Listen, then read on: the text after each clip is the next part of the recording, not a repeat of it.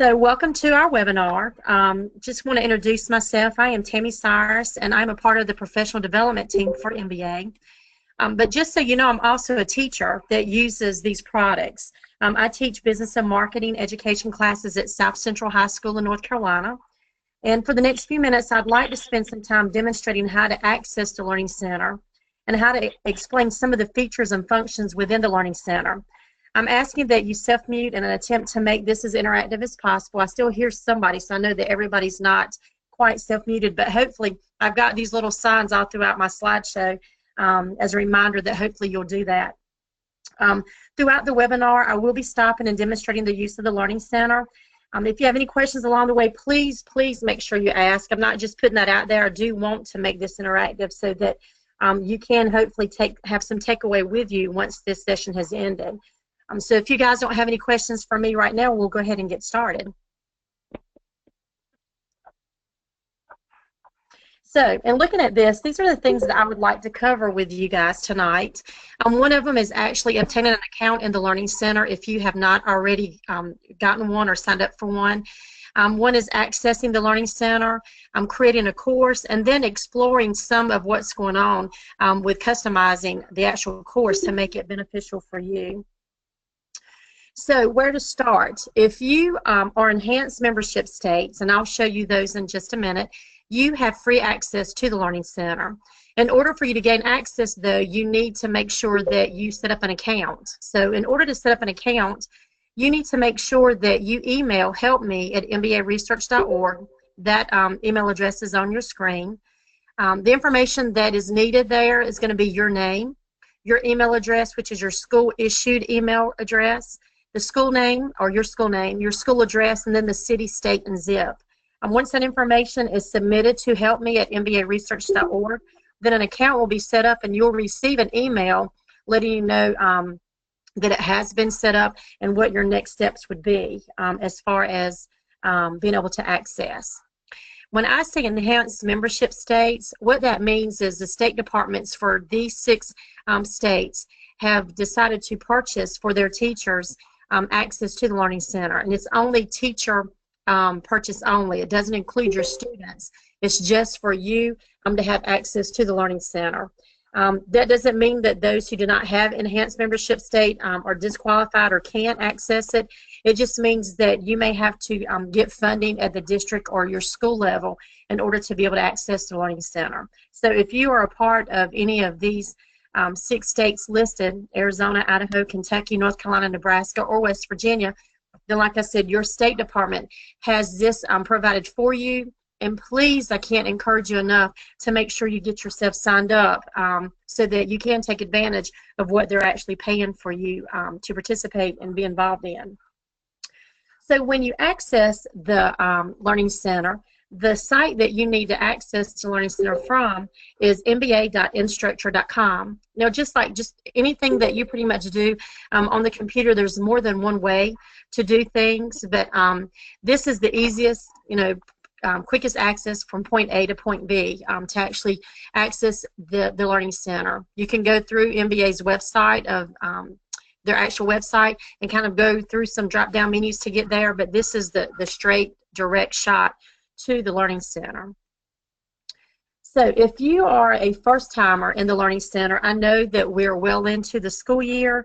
You may have had the Learning Center and just hadn't really used it, didn't know enough about it, really didn't have time, because I know we all have a crazy schedule when we start the school year, and you may not have tinkered in it at all. So in doing so, once you go in there, I'm going to show you screenshots of what it looks like. My screen is going to look different when I actually go out to show you, so I want to make sure that you don't get confused from the get-go. So if it's the first time that you've ever been into the Learning Center, your screen is going to probably look something like this. And what this is pretty much a blank canvas that you have that you actually need to start a course or create a new course. And so this is what it looks like. In order to do so, what you'll do to start your course is you will go up to your admin button, which I've tried to put a couple of screenshots here for that on your admin button, this account should be you, and then you've got your admin button. So you'll select your admin. Once you do, your school name should appear there. So when your school name appears, you'll click on your school name, and then you should get something that kind of looks like this big screen here.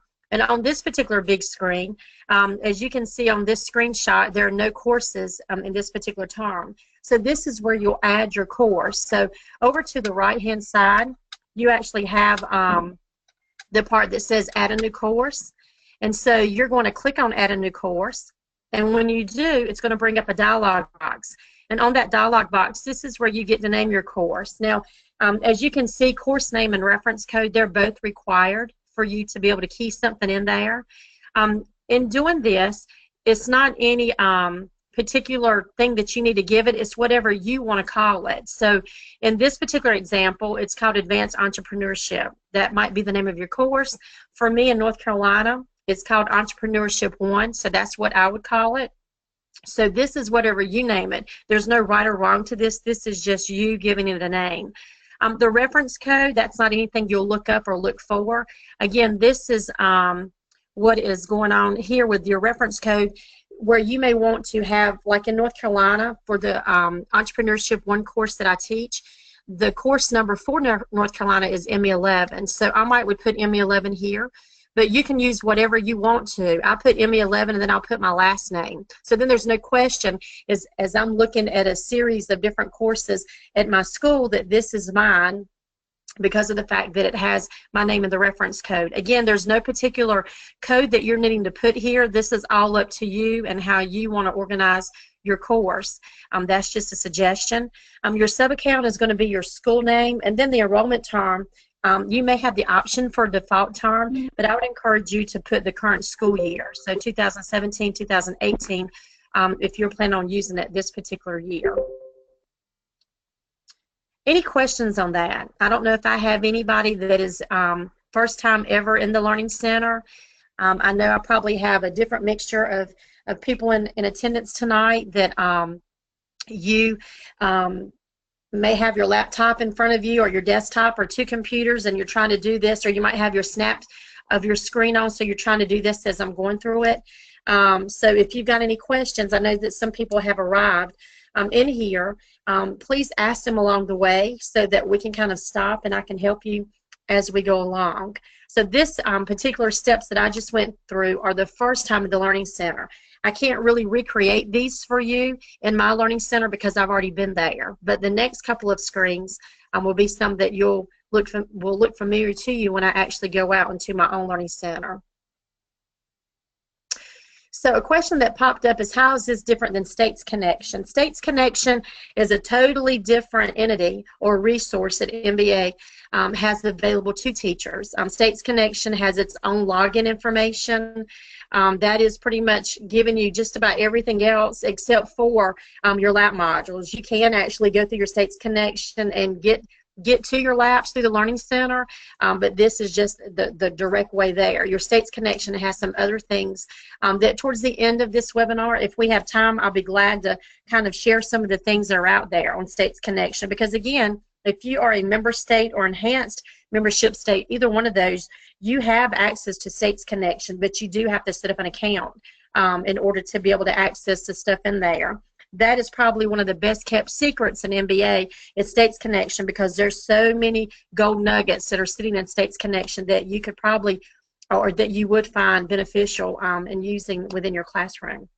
So don't know, Shannon, if that answered it for you, but if we have some time towards the end, I'll be glad to address that even more after we get through the meat of this particular webinar. So say that you are already in the Learning Center. And your screen may look something like this. Now, just so you guys know, this is a screenshot of my Learning Center. I am not somebody that teaches all of those. A lot of these are my sandboxes or my play-in areas that I work with. But I do have, my students are in my classes that use the Learning Center. They're in there, and so hopefully I'll get a chance to show you some of that. So your Learning Center, you may have 1 or 2 courses already created, but this is kind of like what happens. So once you have created a course in the Learning Center,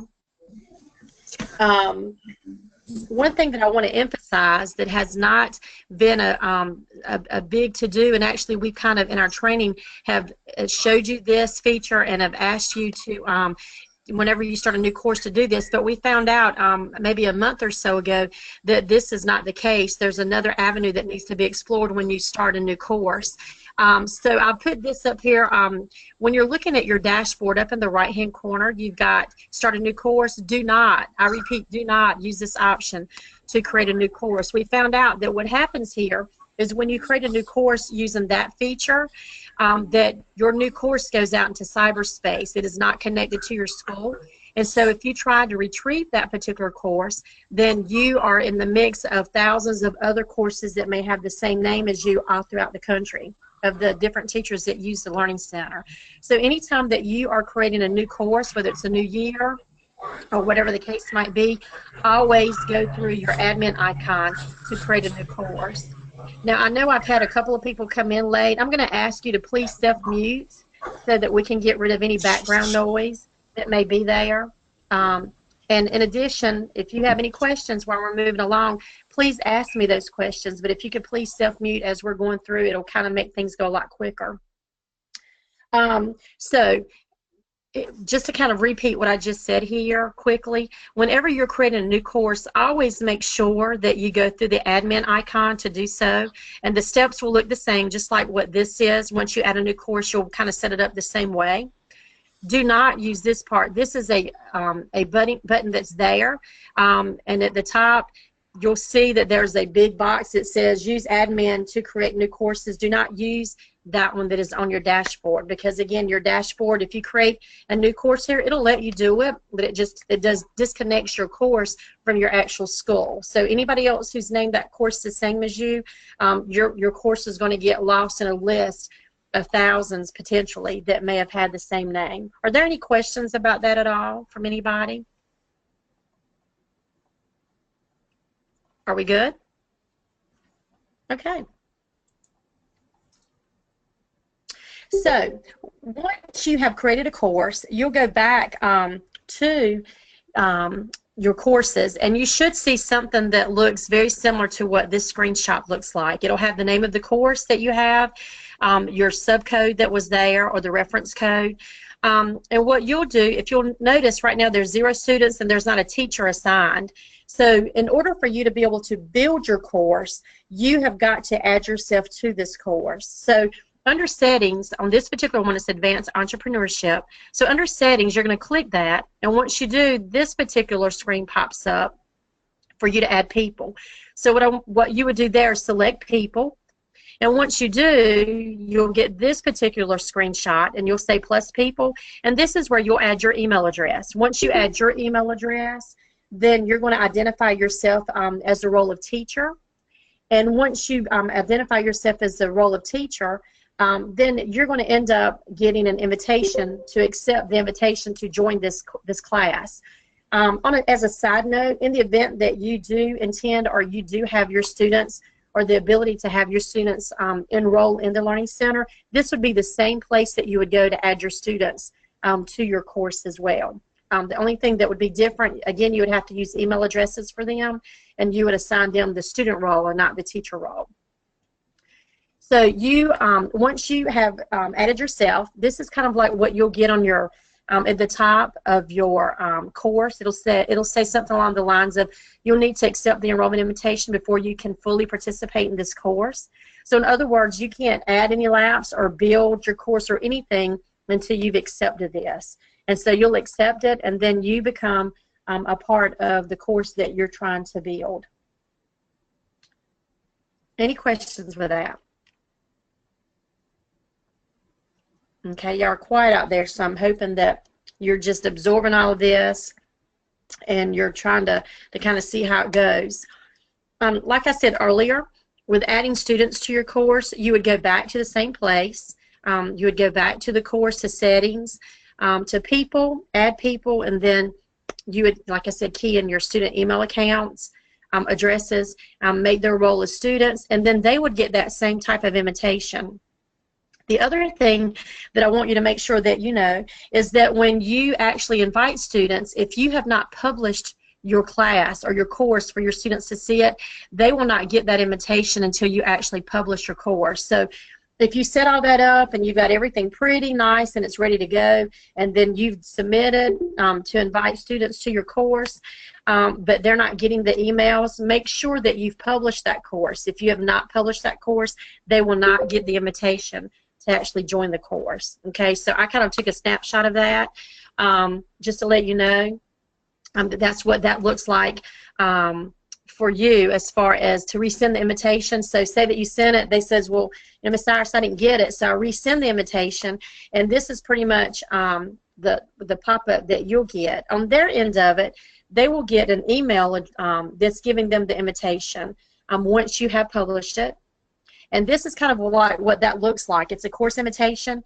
And here, because chances are, if you're new and if they're new to the Learning Center, they probably do not have an account within the MBA Learning Center. So they would need to click on the Get Started in the email that they would receive to actually go through registering themselves or setting themselves up an account. And once they finish that process, then they would automatically be a part of your course because you're the one that actually initiated the invitation for them. Are there any questions on that? All right, so here's what I want to do. I'm going to go out to my particular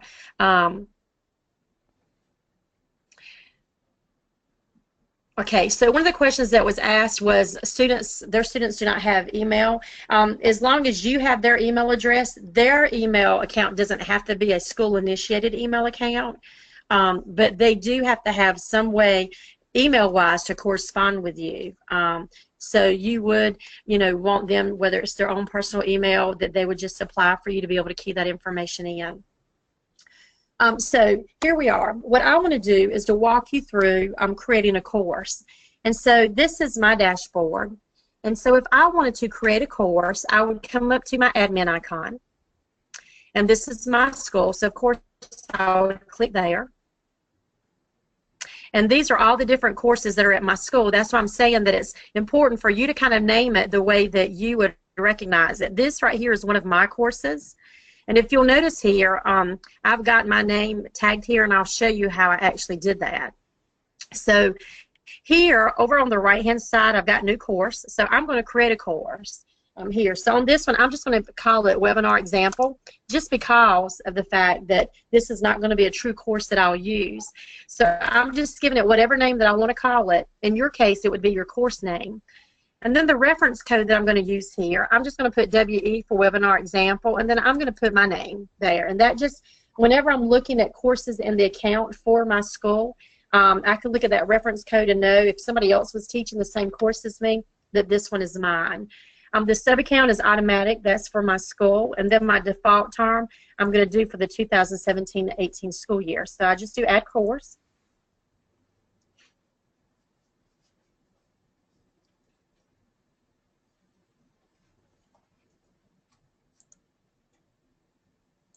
So once I add it, if you'll look, you'll see that it's there. It's down at the bottom, right here. The reason why it's grayed out is because it's not published. That's what this little symbol right here is showing you, that it's not published. It's showing you that I have 0 students and I have no teachers.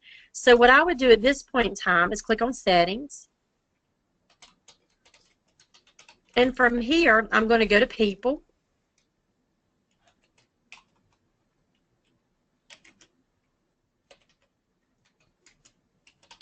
And I'm going to say plus people so that I can add myself. And I'm just going to type in my email address. My role here is going to be as teacher, so make sure you make yourself as a teacher. I'll go next. And it shows that I'm ready to be added to the course, so I'll say Add User. And you'll notice here it says pending because I have to accept that invitation. So if I go back to this particular course, it's let me know you have been invited to join Webinar Example as a teacher. Do I want to decline it or accept it? I'm going to say accept. And then this right here is going to take you to get you started with building your course. Are there any questions on that? Everybody good so far?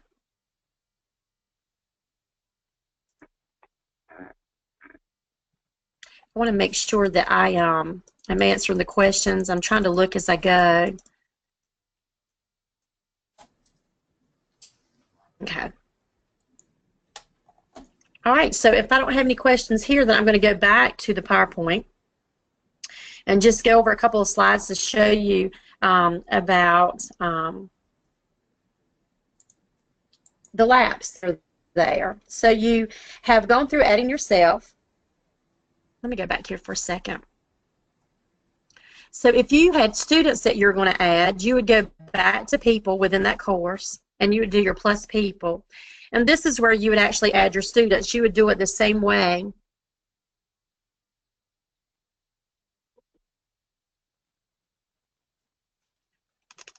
No, I'm not sure of the question that was just asked of me. It disappeared before I could finish reading it.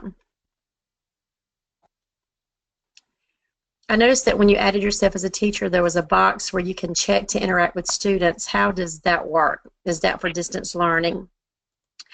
I'm not familiar with the box that you are referring to, because all of this learning management system is set up as distance learning. So I don't know if I could recreate that look to show. Or if you could tell me where you saw that box set so that I know where to look.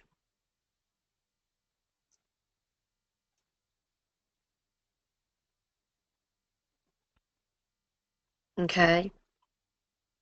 I'm not sure. Maybe I'll get some feedback on that in a minute. So this is where you would do your plus people and you would add your students the same way, except for you would just change the role from teacher to student. And like I said, they would get the invitation via email once you published your course. Right now, this particular course for me is not published. So if I were to send out anything on it, nobody would receive anything because I do have it set up as unpublished. And that's showing you up here. Okay. So once you got your course set up, the next thing you want to do is to start building your course. So you start building your course by adding labs to your course. And I'm assuming that for you that are on this webinar that you are using lab modules, or you're familiar with them, or you have the ability to use them and you're not quite sure what to do with them. So I want to take just a few minutes to kind of walk you through how you bring labs in. So once you have your course set up, over on the left-hand side of your screen, you'll have the option for what's called Commons, your Commons folder. So you'll click on your Commons folder, and it's going to bring you up to an option to be able to do search. If you have your course in front of you, you're doing your lesson planning, if you have your lesson planning and you know of a certain lab number that you're needing to look for and identify, you can type that in the search button up at the top, or the search box, I'm sorry, and do a search on it. A little tip, though, for you is if you're using the actual lab numbers is to make sure you use all caps. If you use all caps, for whatever reason, the database, when the search is going on, recognizes all caps a little differently than lowercase. So, for example, the one that I have here is NF002 that I keyed in, and I keyed it in as capital N, capital F -002, and it put it at the forefront. Had I done the lowercase NF, it would still show up, it would find it, but it may not be like at the very beginning of the search area as far as the results are there. So just in case you're wasn't aware of that, if you use all caps, it tends to make your labs move closer to the front of your search options.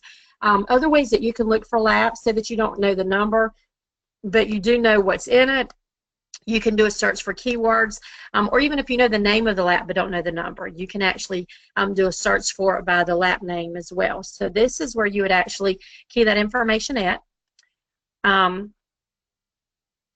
Once you do that, and you find the actual lab that you're wanting to use, you can click on the link, the blue part, which is the actual name of the lab, which is underneath the big box, is the link for it. So you'll click on the link, and it shows you what the contents of that particular lab entails. Now, on this screenshot, it was too long for me to do a full link of it, but right below the box of information, there's something that says Content Preview, and it'll show you all the things that are available within this particular lab. It gives you an overall of this lab, but from here is where you actually need to get to in order to import it into your course.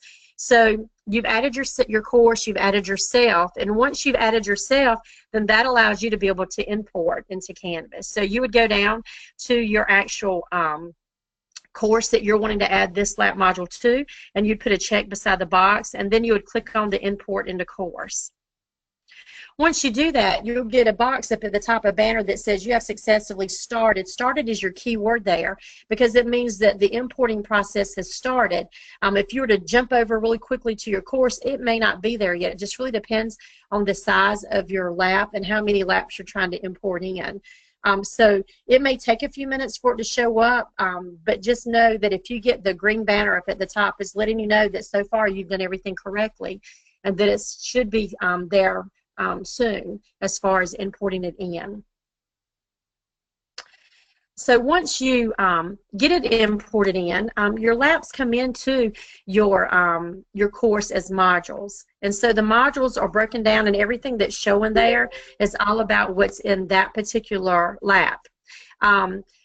If you were to click around with your files and different things like that, you'll see different pieces of those labs all throughout your Canvas, but to actually keep it all together the way that you would want to see it when you're looking at your lab modules, it all shows up as a module. So once you go back to your course, you click on your modules, and that's where you would be able to see once it actually got imported in.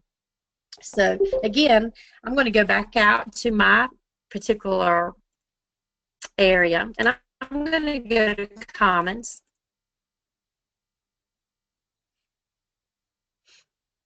And here, I'm going to go down to the search area, and I'm going to type the NF002.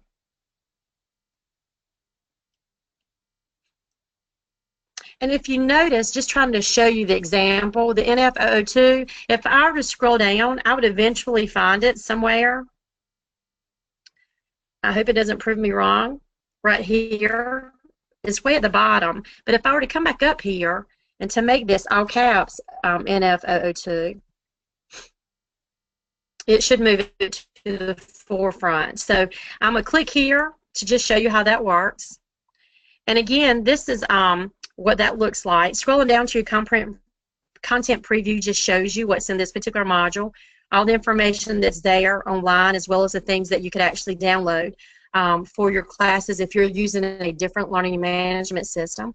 And so from here, I would just click on the webinar example, and then I would say import into course. And this is that banner that I was telling you about that lets you know you have successfully started the import. So then if I go back to my courses, I don't know which one I just put that in. I've got two called the same thing. I'm hoping it's that one. It's not that one, it's the other one because I don't have anything in the one that I just created. So let me go to the other one.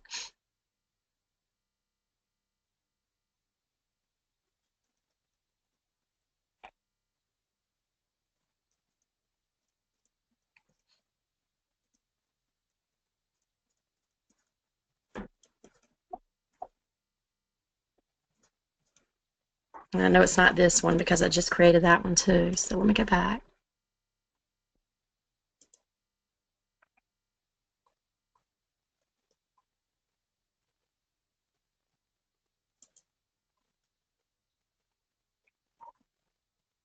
All of a sudden my computer got really slow.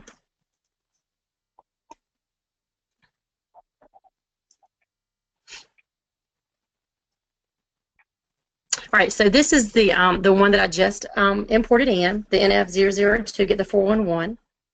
And this shows you everything that's a part of that particular lab module. All of that is one lab.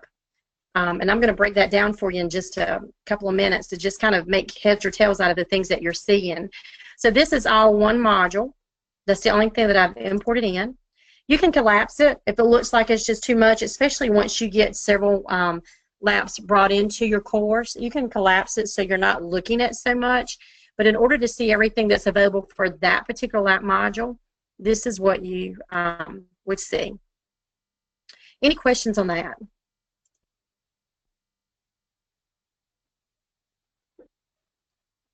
All right, so one of the questions that came through was, can I edit the course I set up last year? You can. Probably the easiest thing that you could do, Christina, is to export it out to save it and then import it back in so that you have the ability to change it to the current school year. If you set the term for last school year, 2016-17, it's probably in archive mode where you can't do anything to it unless you actually do export it out and then import it back in so you can change the date.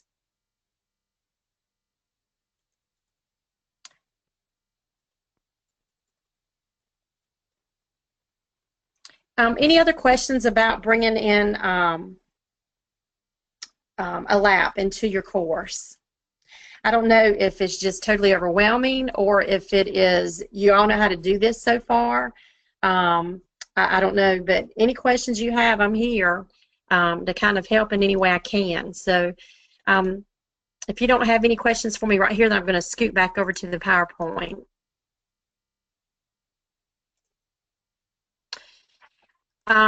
So you've got your laps over, and as you saw, there's a lot of stuff there. So I just kind of wanted to spend a few minutes just kind of telling you what each one of those sections represent and what you can find in those, just in case you're not familiar. So if you have any experience or have used our lap modules at all in the past, the hard copy or the downloadable copy, which are PDF files, pretty much what you're seeing is a broken down version of those labs. So what I did when I created this PowerPoint and these screenshots, I wanted to make sure that I was actually showing you how to look at those and notice the similarities of them. So in doing so, I took a picture of the actual front page of a lab, which is what you see, and I drew arrows based on what you would actually see in the Learning Center. So this right here is the actual printed copy per se, or the downloadable copy, and then this right here is breaking it down into individual components. And what I mean by that is, so this one is the NF002, get the 411, and it starts off with the so what. So if you're familiar with labs, you know that the so what is kind of like an introduction to the topic or this particular lab. And so what the Learning Center actually does is it allows you that if this is the only thing that you wanted your students to be able to see and to access to get started, maybe a bell ringer or something along those lines, they would only just have to click here on the so what, and they only get the information that's in that so what. So they don't get the whole entire handout. They would just get this piece of information. At the same time, if you're not having your students use the Learning Center and you're just using this to build your course, you can download, you can take that information and highlight it, select it, and then download it or copy it into like a Word document, and then upload that into your own learning management system. So it's kind of already breaking down for you if you want to kind of bit and piece it together. Sometimes some of the labs you may just want to go over one objective, not both, or it might just be an area. So that's what the rest of these particular things on the screen that you see are. Every one of these, environmentally conscious, that starts your objective A for this, and each one of these paragraph headings are broken down as such. So if you wanted to break it down even more so, whether you do some type of group activities where you have different, a couple of people partnering up to read and understand and then to share out to the rest of the class, that information, it's broken down where you can easily do that for them instead of them having the whole entire handout in front of them. Also, in looking at the Learning Center, you still have your total recall questions, which are available for each objective that's covered in a lab module. So this particular one has an A and B objective, so you would have total recall questions for the objective A, and then you would have a series of total recall questions for objective B. And I tried to make sure that I included that here so that you can see that this is all objective A, and then you start with your objective B and you see the total recall questions down here.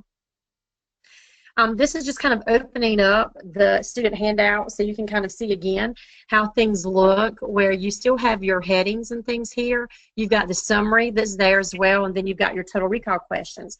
If your students were actually on the Learning Center where you were allowing them to be interactive within the Learning Center itself, these total recall questions can be answered right there. They're open-ended questions.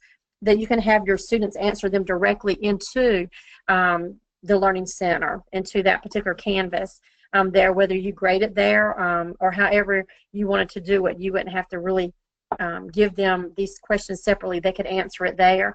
But again, if you didn't have student access, then the questions would be there for you to be able to, again, dump into your own learning management system if you had something else that you were using. There's a section called Explore the Web, and on Explore the Web, you may have 5, you may have 10, or a couple of different links that allow you to have additional resources that you can use within the classroom to explore, or you can have these available for your students. Maybe you have an assignment for them to go out as a homework assignment to go read an article or go to one of these links as well. So it's just additional resource that you could bring into the classroom. Proof of learning is exactly that. That's your assessment piece.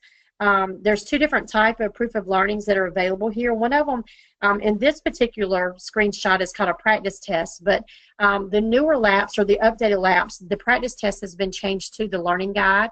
What I do for my classroom is whenever my students are using the practice test or the learning guide, I have them to use this as a source of note-taking. So when they are reading the student handout, that as long as they're making sure they're answering those questions all along, I feel like they're getting the meat of what that handout entails and what it is that MBA is thinking that students should be able to learn as they're going through this handout.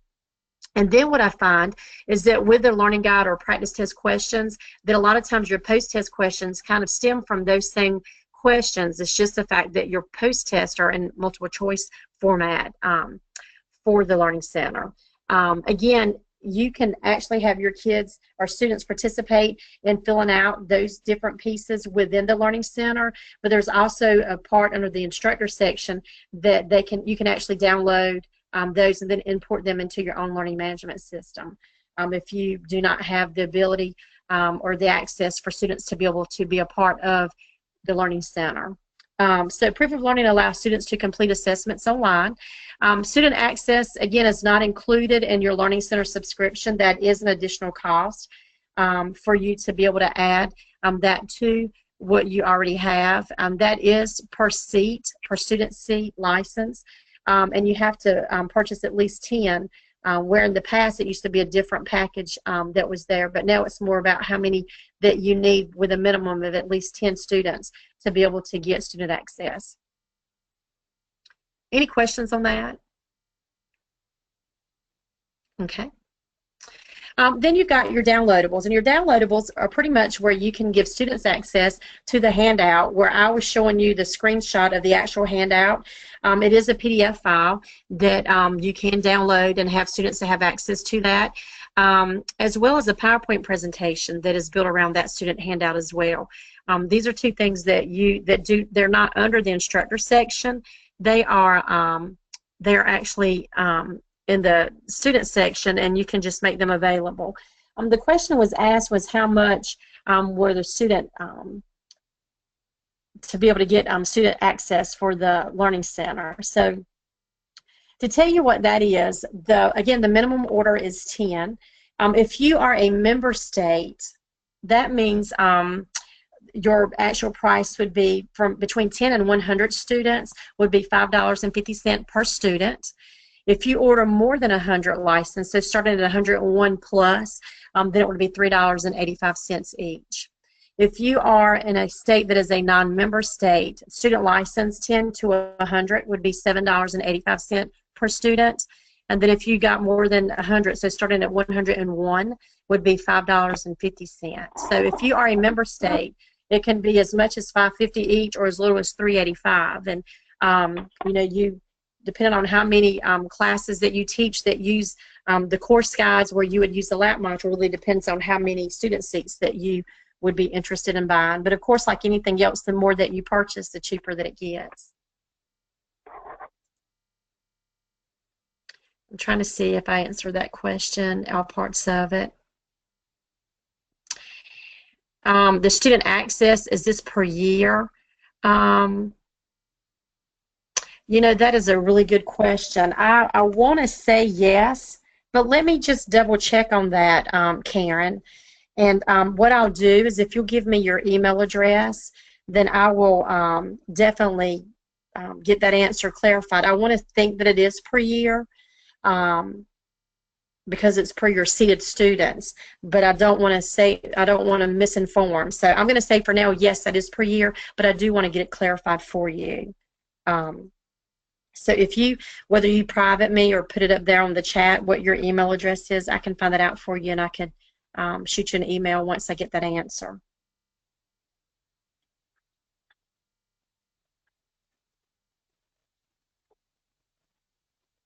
Okay.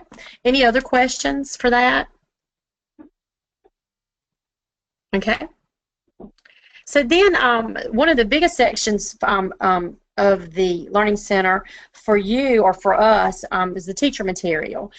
This is the instructor section, that everything that you pretty much saw up at the top that were available to you or available to the students are also available to you as well. You get the student handout, of course, but then you've got some other little things that are there available to you. You've got your discussion guide that just, if you need some help, I mean, it's not really a script, but it's giving you a good guide as far as how to discuss or bring discussion in for these topics.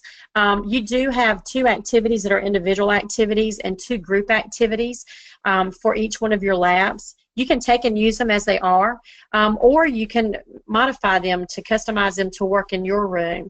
They are Word documents, so you can edit them once they are downloaded.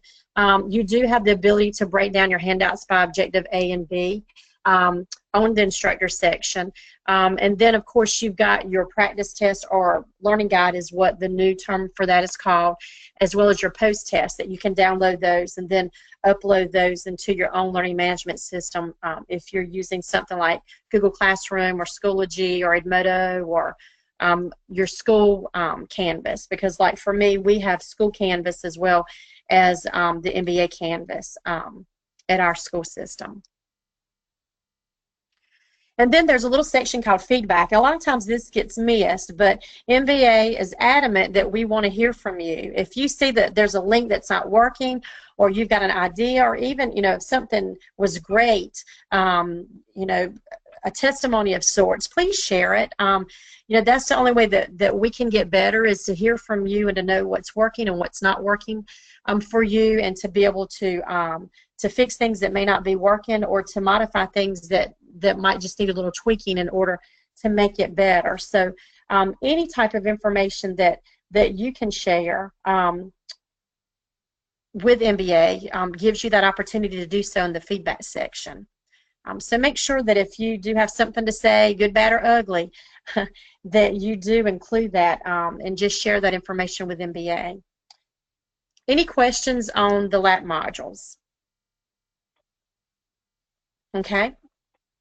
So a couple of other things I just kind of want to share with you, just so that you can be aware of it, is this year, this school year, we actually added the test bank, where you can actually go in and pull questions off of the performance indicators. So it's not just a lab-based test that you can give. You can actually create your own quizzes. And so in doing so, the way that you do that is you go to that course and you go to your quizzes, and you just say plus quiz. And once you add your plus quiz, then that gives you the opportunity to give it a name. Once you give it a name, then it's going to give you the option to be able to say you want to create them or you want to find questions. So you would click on the tab for questions, and you would actually go there, and once you go to your questions and you say you want to find them, you get this dialog box that pops up, and it has all of these different performance indicators. And if you'll notice on this screenshot, it lets you see how many questions are available for each one of those performance indicators. So you can just kind of go through, find your question. You would click on those, the questions you want. At the bottom of the dialog box, once you get over to the bottom, it would say add selected questions, and that's pretty much how you could build your own quiz.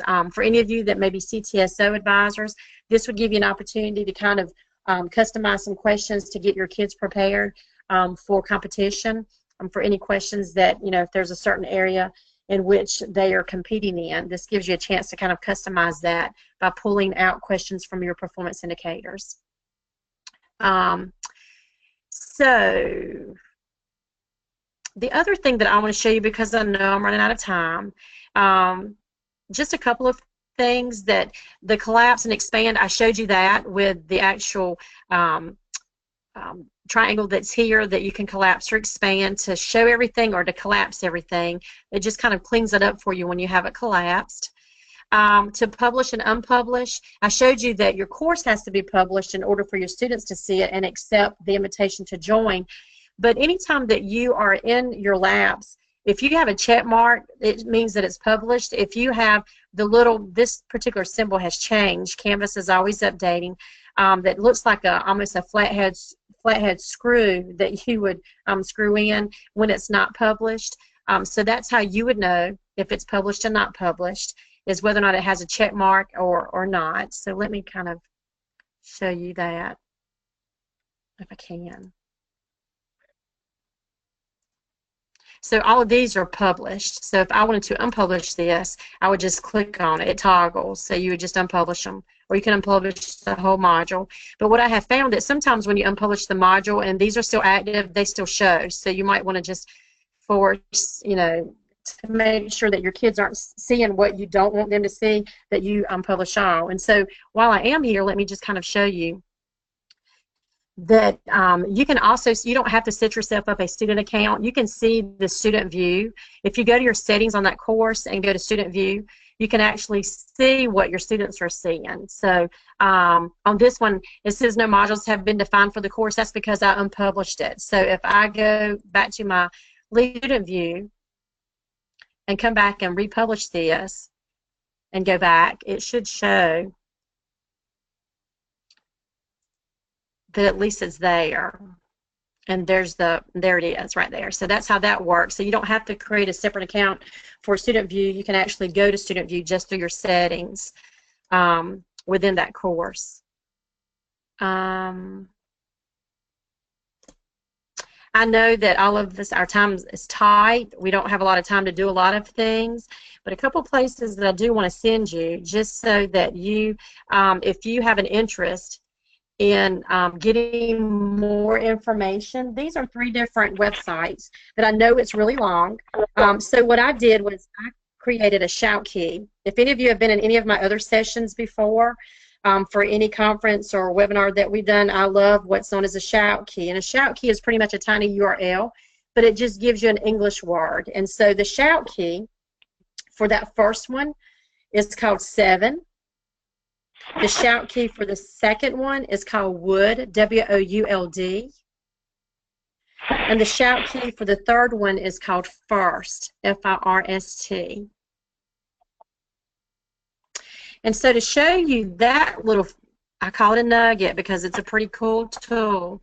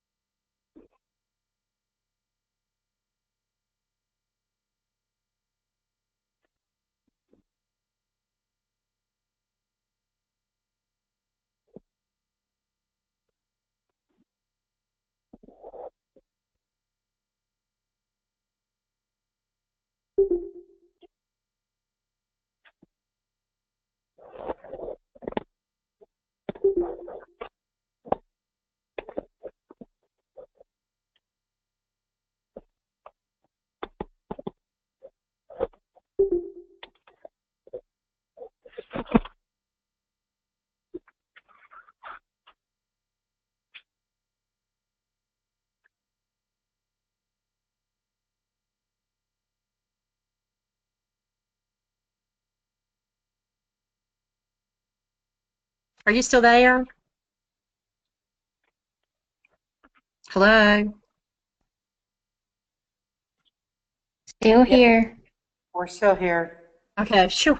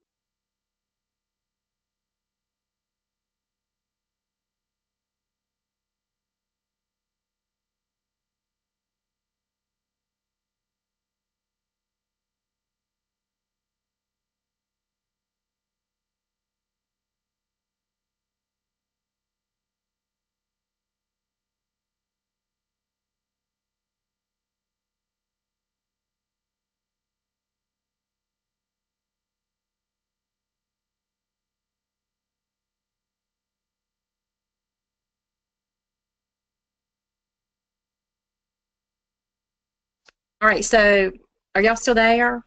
Have I lost you? We're still here. Okay, I'm gonna try to show one more time and wrap up. I don't know what's going on. It's something on my end.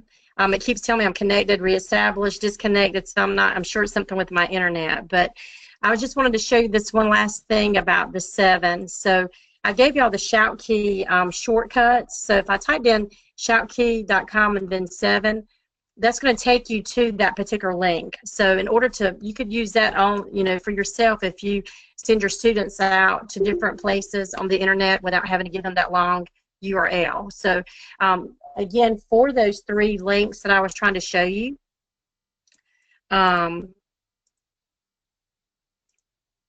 first one is shoutkey.com/7. The second one is shoutkey.com/wood. And the third one is shoutkey.com/first.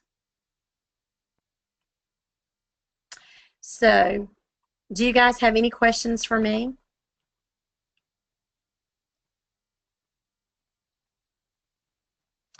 Virginia, I'm not quite sure. I know that we've recorded it. I'm not sure exactly whether they're going to put it on the YouTube, the MBA YouTube channel or not. I can definitely ask if you'll get an email for the link. If you've done this before, and that's usually what happens, then I don't see this to be any different, but I will definitely find out. But I know that they're recording it for purposes of people being able to go back and look at it.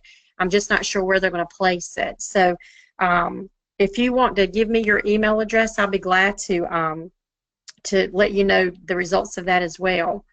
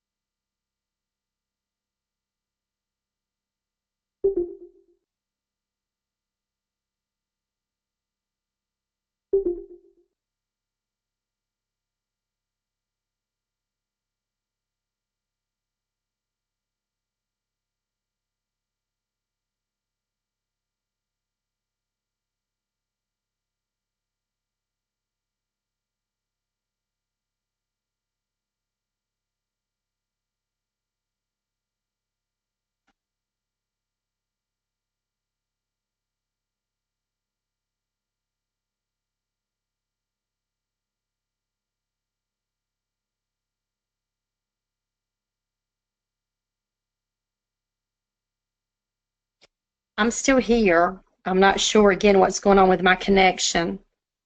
But I didn't just want to hang up. I just wanted to thank you guys and hope that you can use some of this, of what was shown to you tonight.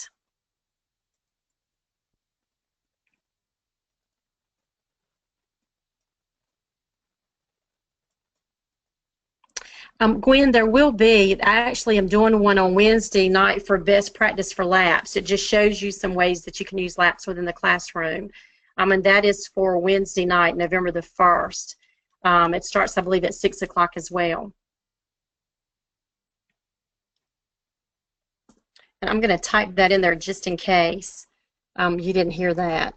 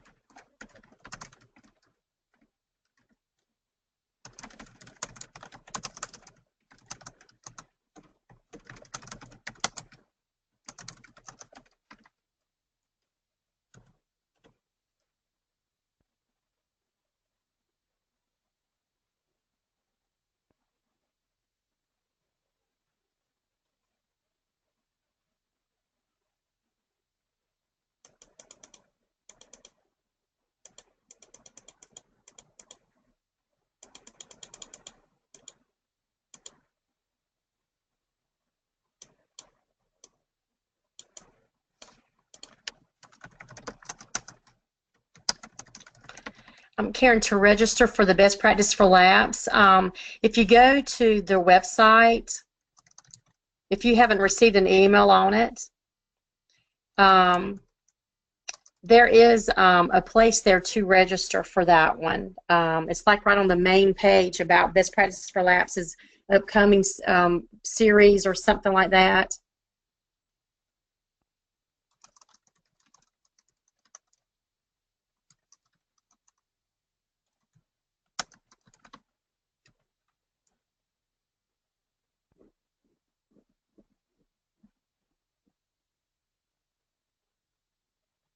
I've got your email address, so I can definitely get you that link. Okay, any other questions for me?